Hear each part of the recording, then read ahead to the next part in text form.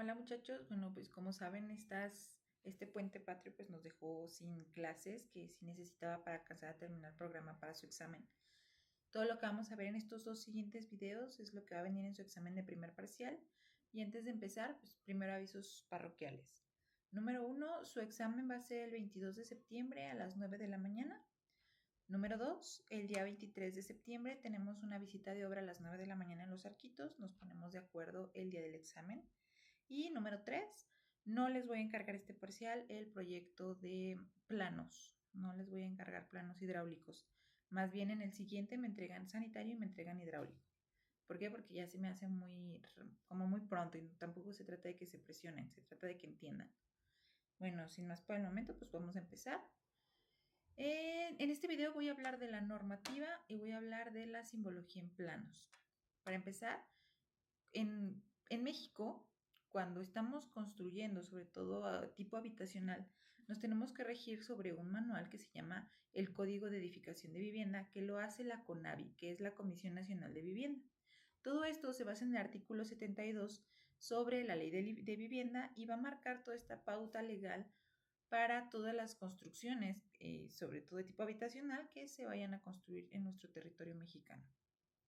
Este código se va a dividir en partes y en la octava parte nos va a hablar de las instalaciones, específicamente entre los artículos 42 al 47, capítulos, perdón, nos va a hablar de las instalaciones hidrosanitarias.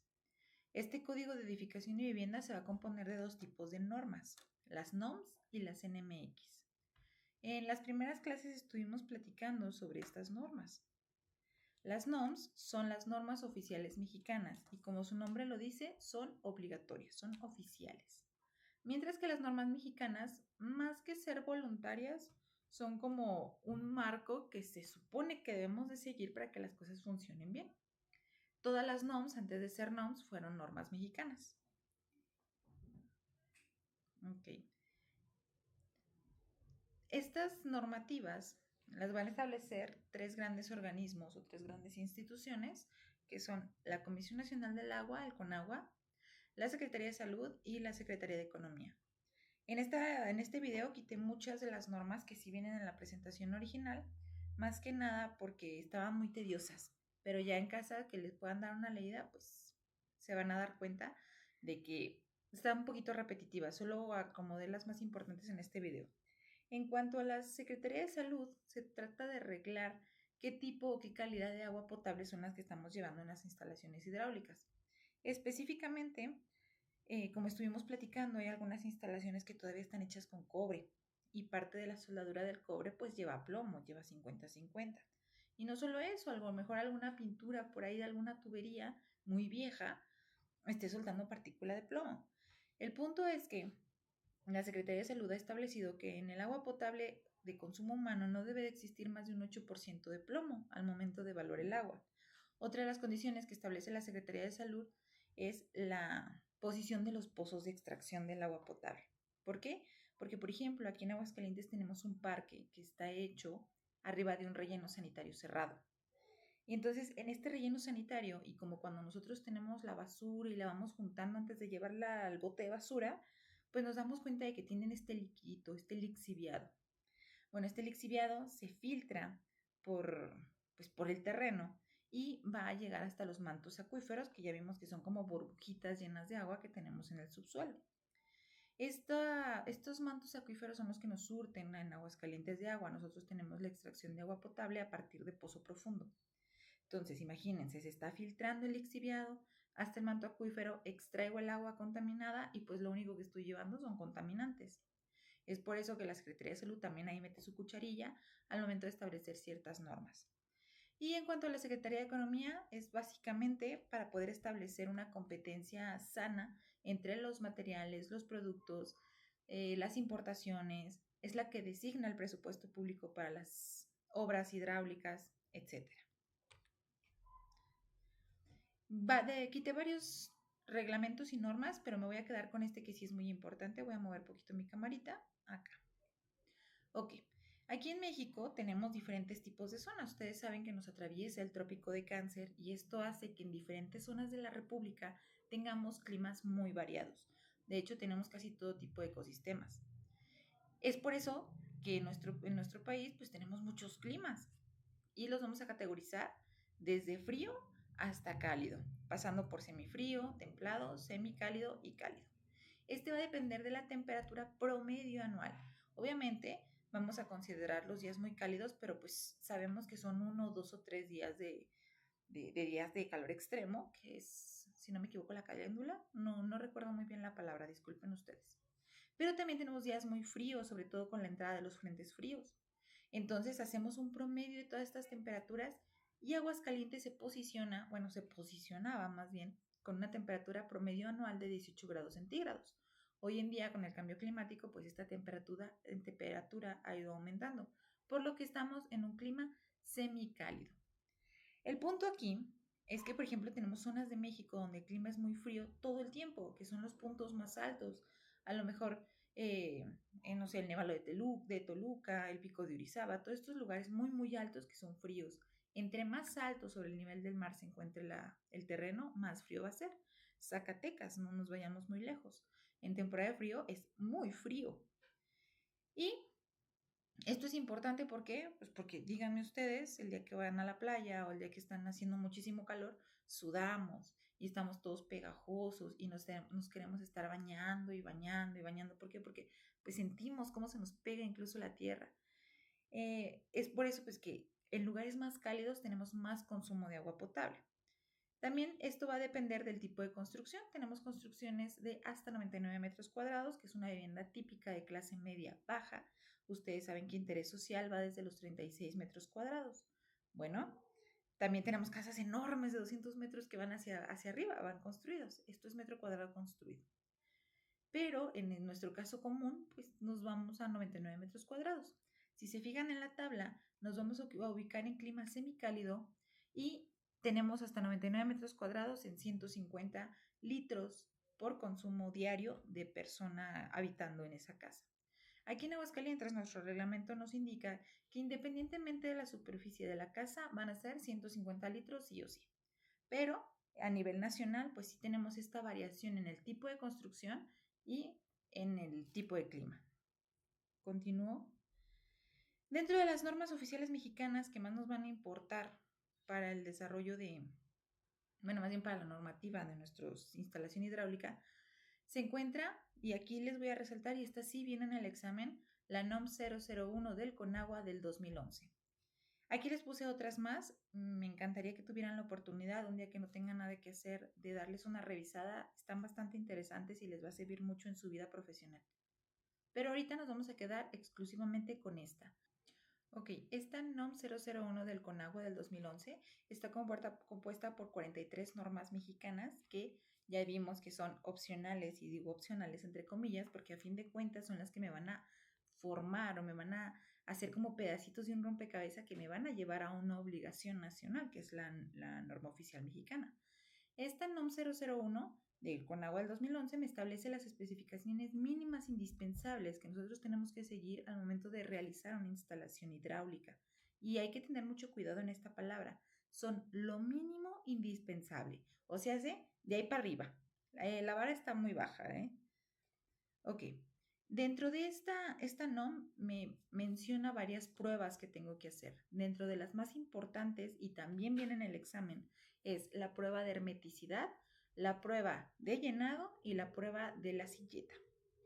La que más nos importa y no podemos no hacer es la prueba de hermeticidad. ¿En qué consiste? Básicamente, les puse por aquí una imagen. Sí. Básicamente lo que voy a hacer es que me voy a conectar a mi columpio. Antes de conectarlo a mi red municipal, me conecto primero al columpio. Y si la tubería me resiste una presión determinada, yo esta presión la voy a multiplicar por 1.5, es decir, una vez y media más de lo que me soporta. Y le voy a meter mucha presión y voy a esperar ahí bastante tiempo, dependiendo del material. Aquí les puse una lista de los materiales específicos y el tiempo que hay que tardar. Bueno, aquí les voy a dejar esta presentación y continúo platicándoles. Espero el tiempo que sea necesario dependiendo del material de mi instalación, y al pasar este tiempo checo con mi barómetro que es lo que les mide la presión, si no ha bajado esta presión. Si baja la presión, significa que tengo una salida o algún un hoyito por ahí que me está dejando escapar el agua y por lo tanto se va a traducir que tengo una fuga. Normalmente, y más bien todas las instalaciones hidráulicas de una vivienda, construcción o industria tienen que ser herméticas. No puedo tener fugas, porque si tengo fugas se traduce a un problema de humedad en las paredes, se traduce a una pérdida de capacidad de carga de la cimentación, se traduce a la presencia de sarro, a la presencia de moho, que ya me puede llevar a problemas de salud, etcétera, etcétera, etcétera. Esta es la más importante de todas. Básicamente, y a grosso modo, es la prueba de hermeticidad me ayuda a determinar que no tenga fugas en mi instalación a partir del parámetro de presión. Tengo la prueba de llenado, que era esta la que les puse, que es que yo cierro todas mis tuberías y luego le meto agua. Ya la dejo. Espero y tengo que checar después de un tiempo que siga funcionando, que siga teniendo agua esta tubería. Es lo mismo, pero ahora con agua. Y tengo la prueba de silla y abrazaderas, que básicamente es checar que sí llegue agua a cada una de las llaves o de las salidas de agua. Dentro de las normas mexicanas más importantes, pues les puse esta tablita. Esta no la pregunto porque ya vimos que las normas mexicanas son las que me complementan las normas oficiales, entonces estas sí léanlas, pero no son de suma importancia. Y quiero llegar a esto, ahora sí. Esto sí nos compete, esto sí nos importa y esto sí lo tenemos que saber. Nuestro país es un tipo de república, porque hay diferentes tipos de república. República federal. ¿Qué significa esto? Que tengo varias federaciones que tienen su propio código, su propia mini constitución. En este caso tenemos nuestro propio código municipal.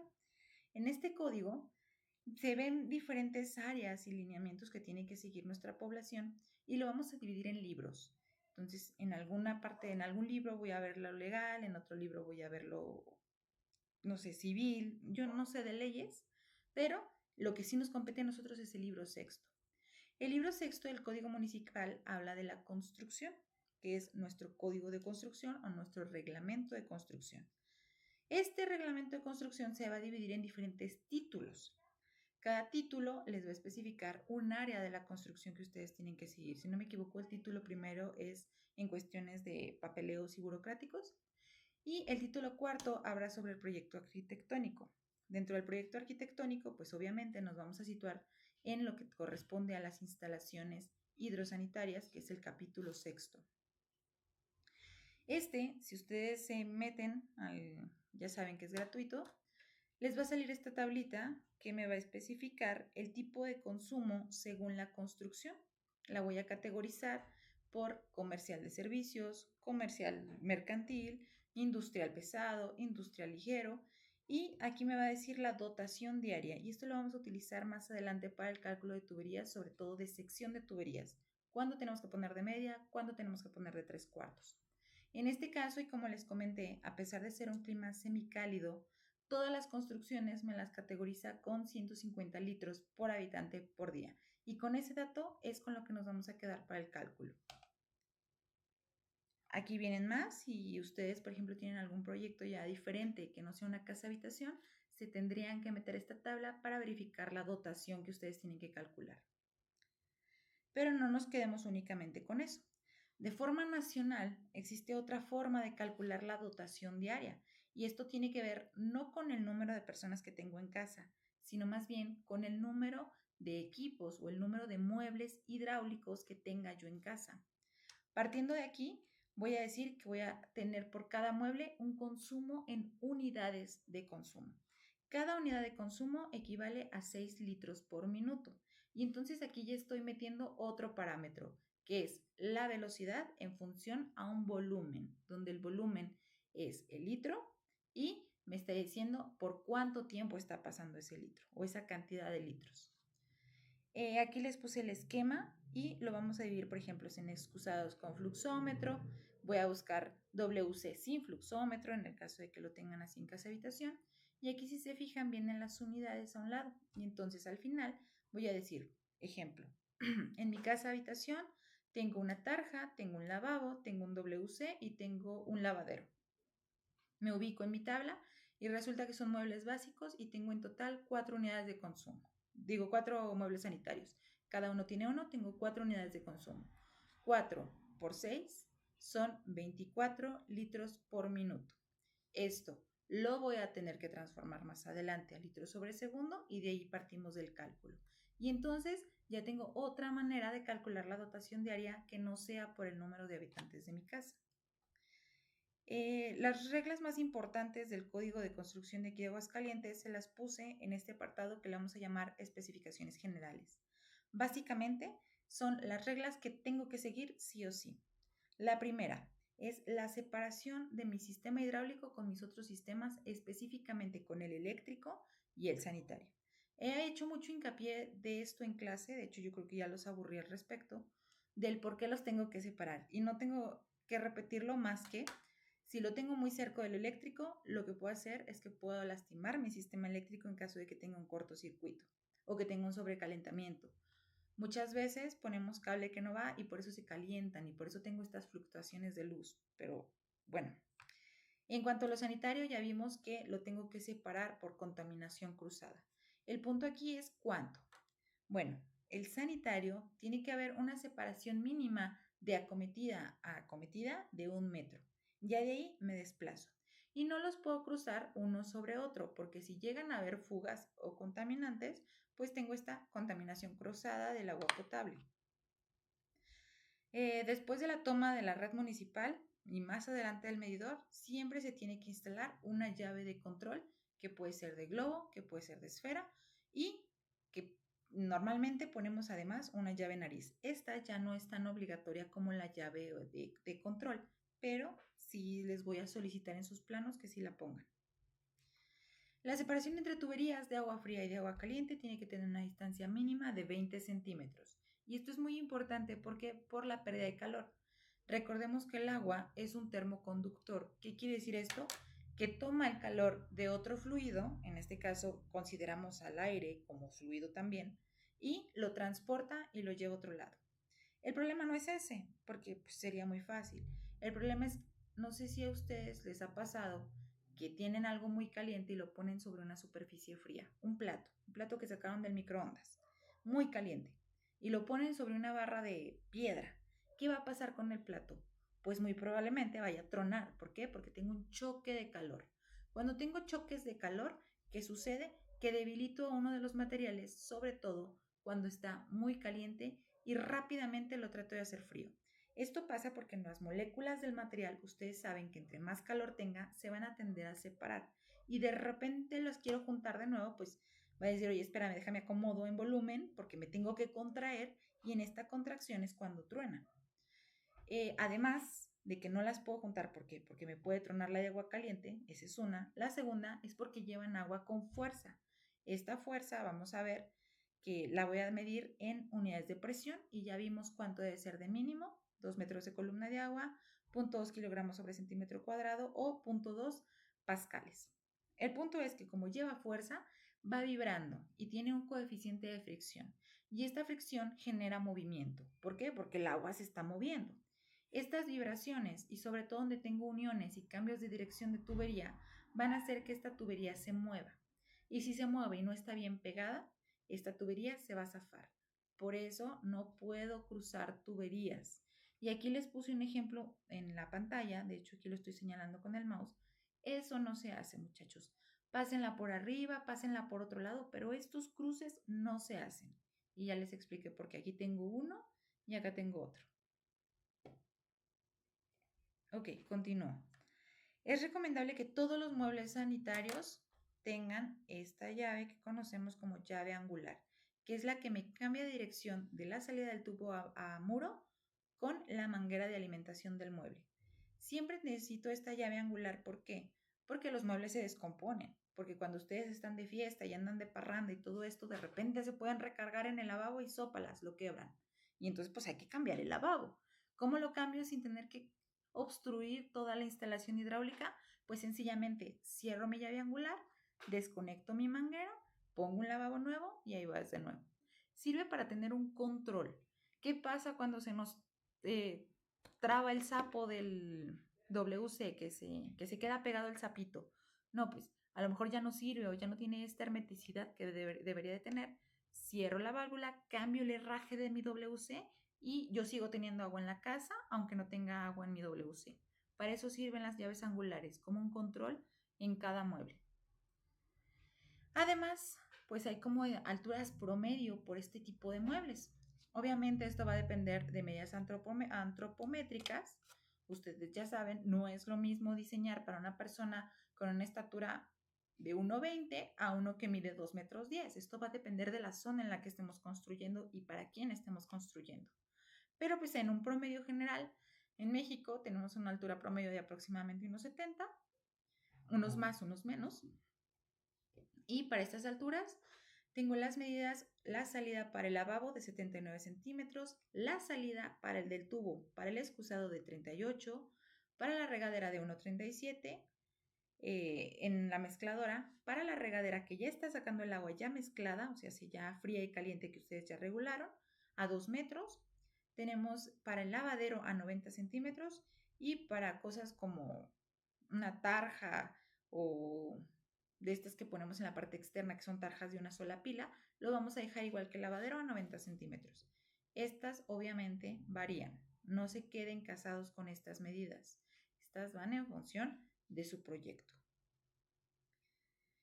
Si se fijan aquí, les puse 3 ejemplos de planos distintos, de arquitectos distintos y de tipos de construcciones completamente diferentes. Y todas coinciden en que el baño y la cocina, que nosotros les vamos a decir áreas húmedas, ¿por qué? Porque llevan agua, son áreas que necesitan agua, se construyen en la misma trayectoria del tubo.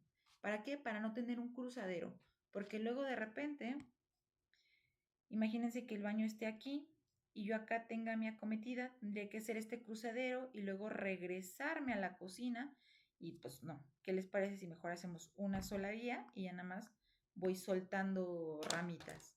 Si se fijan, está en el mismo trayecto, vaya, del tubo. De este lado igual. De este lado aquí tengo el baño. Me vengo, miren, ya nada más voy sacando ramales rectos. No estoy haciendo mi giradero.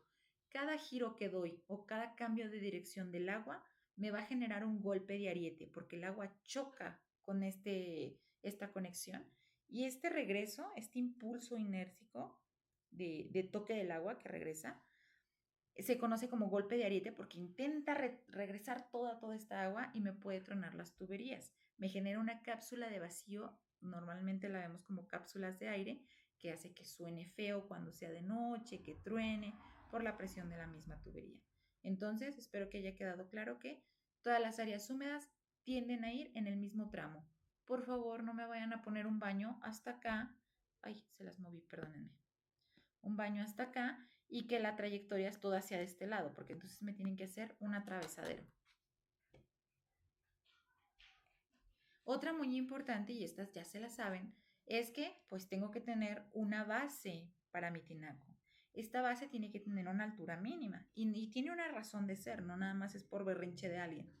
Esta base sirve, número 1, para darle esta salida fácil a la bajada de agua, para evitar infiltraciones a losa, para que no tenga contacto directo y no me genere lama, etcétera, etcétera. Pero en realidad para lo que me sirve esta base es para darle altura y que me dé presión al agua. Recuerden que la altura del tinaco es la que me va a terminar dando la presión a los muebles de más abajo. Cada metro de altura que yo eleve el tinaco es 1 metro de columna de agua o 0.1 kilogramos sobre centímetro cuadrado que me va a bajar con fuerza hasta un último mueble en mi casita.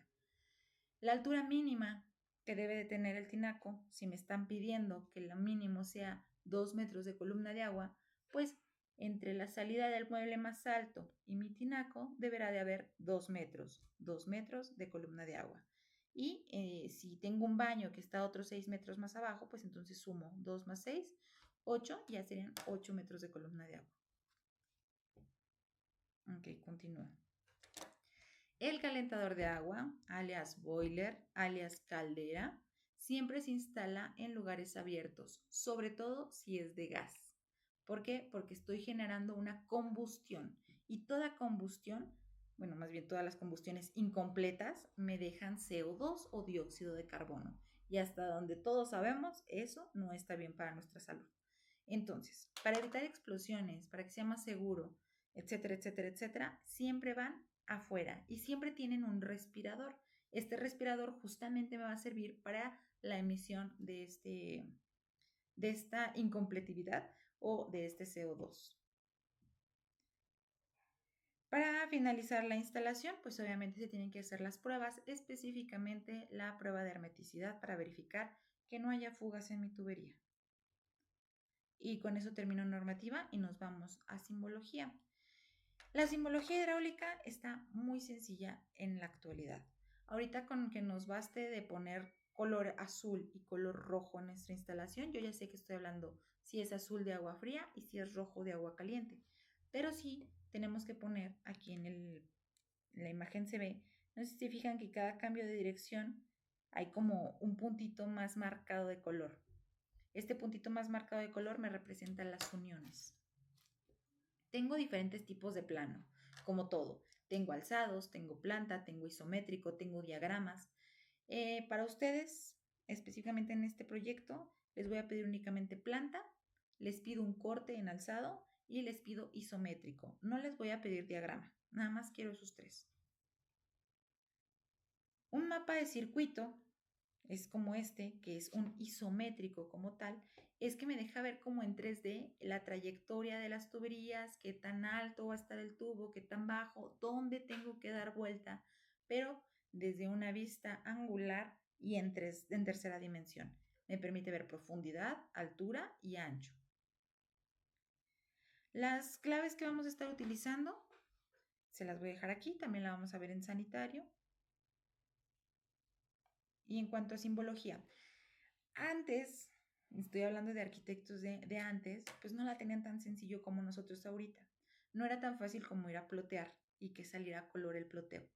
Antes todo era a manita y era pues, con sus estilógrafos y no era común tener estilógrafos de colores, casi todos son negros. Entonces se puso de acuerdo el mundo, o como debe de ser, y desarrolló esta simbología que es universal.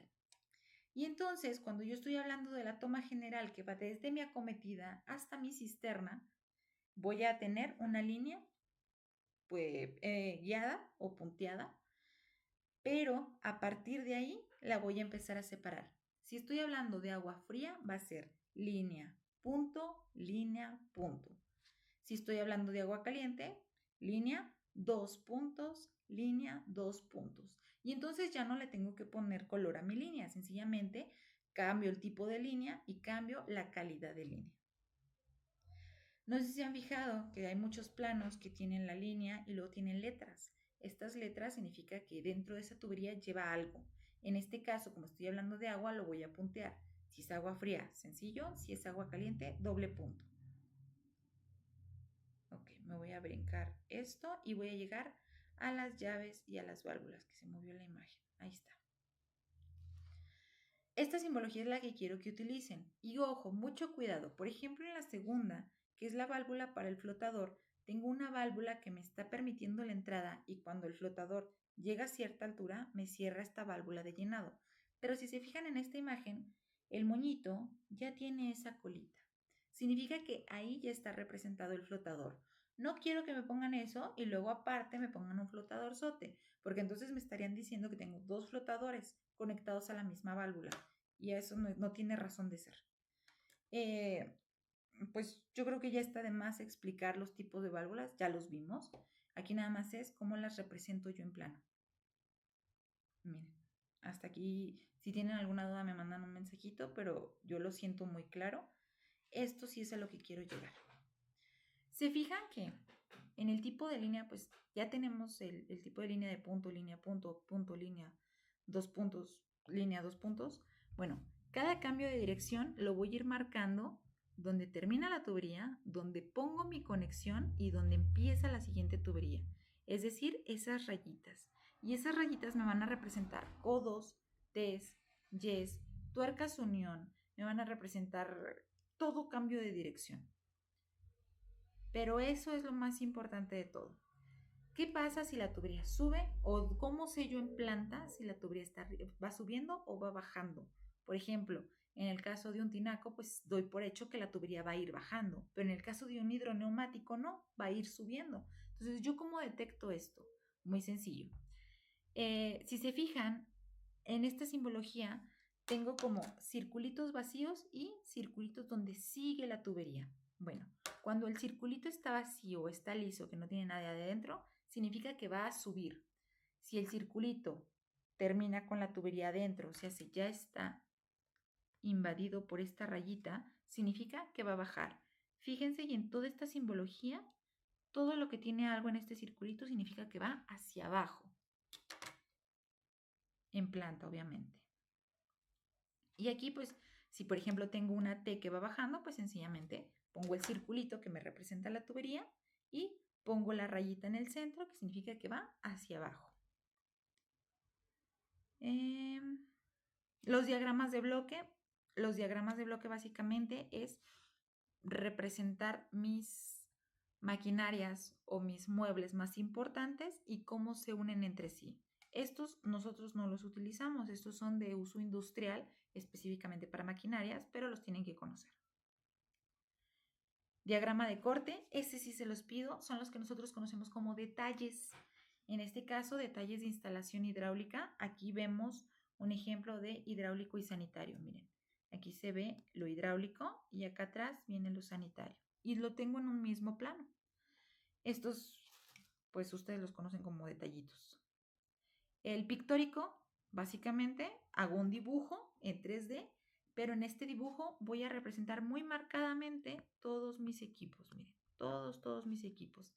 La tubería sí importa muchísimo. Es como un isométrico, pero muy especializado. Aquí veo dónde entra cada elemento, por qué lado, qué tipo de ángulos tengo que utilizar, qué tipo de uniones tienen que entrar a cada mueble. El isométrico, ese sí es muy importante. Es la representación 3D angulada de toda mi instalación. Lo vamos a utilizar en sanitario, lo vamos a utilizar en hidráulico, lo vamos a utilizar en aire acondicionado, en calefacción. Hay quien incluso lo llega a hacer en eléctrico, pero es una friega bastante grande. La representación del isométrico va a 45 grados.